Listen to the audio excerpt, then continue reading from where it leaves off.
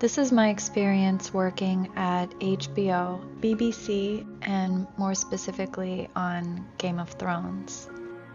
During my almost 3 years at HBO, from March 2009 until October 2011, I worked for different creative directors, and I worked with some amazing online editors and sound engineers, and the projects were a diverse array of genres, from original documentaries to HBO original series, to adult content series, to box office hits. I also worked on director commentaries for some of HBO's original hit series on DVD. With Chrissy, I worked on documentaries, which were super intense content, usually very excellent.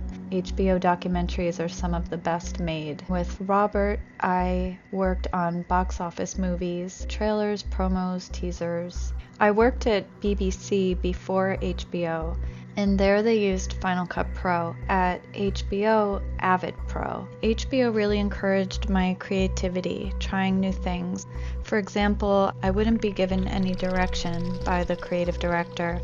They really trusted their producer editors there to come up with an interesting way to create the piece. It felt to me that they really celebrated something different. I appreciated that.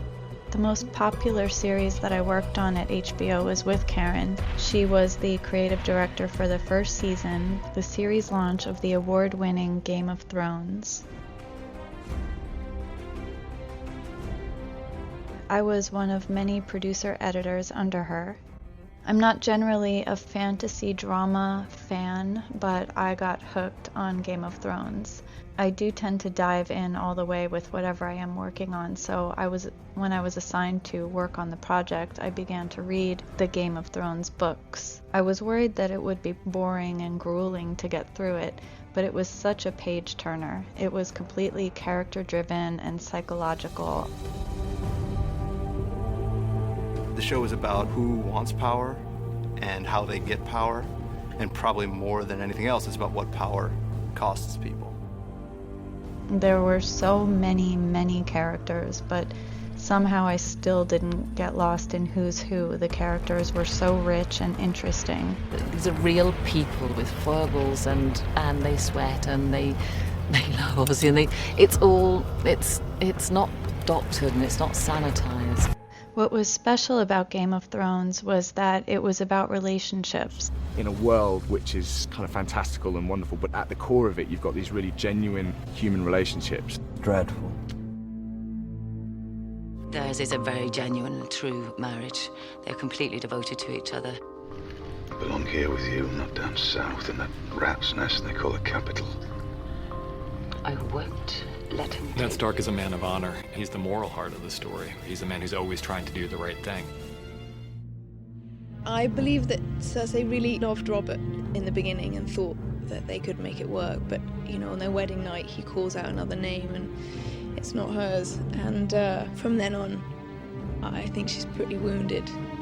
She's very politically minded and very aware of power. She's quite paranoid. His sister Cersei will do anything to keep the power, and in that way she is very, very dangerous. It's mostly family dysfunctional relationships. You never worry about anything.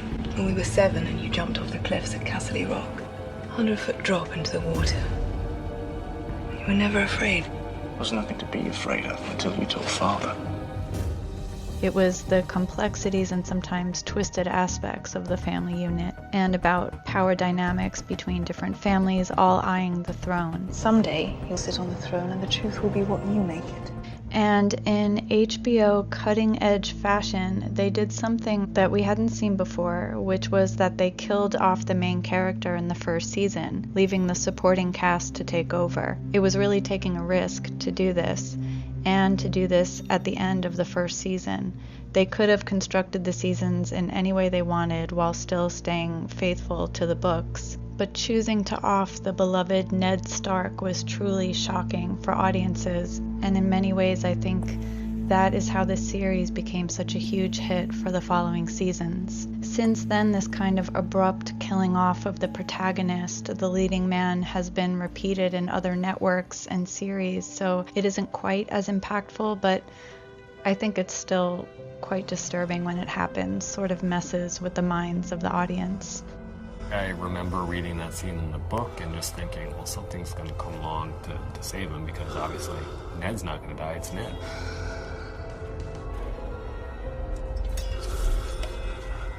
And then it doesn't.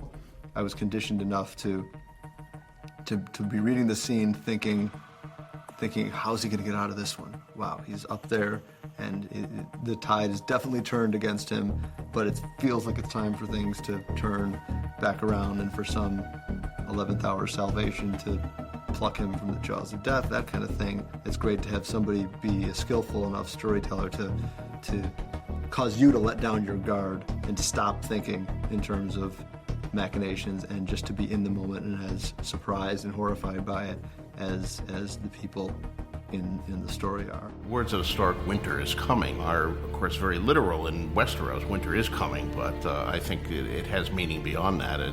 Winter is coming for all of us in our own lives. There's always times of darkness and death.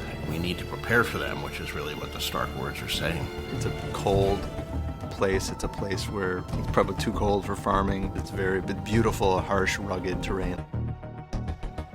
So working on the promotions, the behind the scenes, the actors and directors and producer commentaries, that means we often saw the unfinished or rough cuts of the episodes, the green screens, the rough audio, episodes without music, and other things that made it incomplete, but we had to keep moving and working with what we had. And then it all came together really well with such a great group of people. In those days, HBO seemed always on the prowl for the cutting edge, something different, always setting the new standard, and the other networks would follow in their footsteps. They were always trying new things, going against the mainstream grain, the tried and true ways of doing things in their shows. That was the most exciting to me. I always enjoy having one foot in the mainstream and one in the art world or the underground world, and refreshingly, HBO also seemed to have both. What we wanted to do was create a place that we hadn't seen before, so that when people turned on the TV and started watching the show, they were transported to somewhere else. You can't actually pinpoint a time or a place for any of these worlds. There are elements that are recognizable, there are characters that are recognizable, but they all come together in a truly fascinating and unique manner. HBO was so good at scouting and selecting stories from various sources, books, different countries. First patient to be in love with you, Paul? I'm not an option. Newspaper columnists, and turning them into really rich, deep dramas that become very relatable to the individual, tapping into the complexities of human emotions and things like that. HBO was really pioneering. Nowadays, it may be hard to differentiate FX, AMC, Showtime from HBO because this mentality of cutting edge and going deep emotionally and sort of shocking your audience with a twist on the execution of something has really seeped into the television culture, which is great, but I would say HBO was definitely the pioneer in that. When I was at HBO, it felt like a really good fit, and it felt to me that they really celebrated something different or something a little bit raw and interesting. It felt like I was also surrounded by artists, and I was in many ways. One of the very first creative directors that I met at HBO was Kathy, who made beautiful jewelry, and Renee.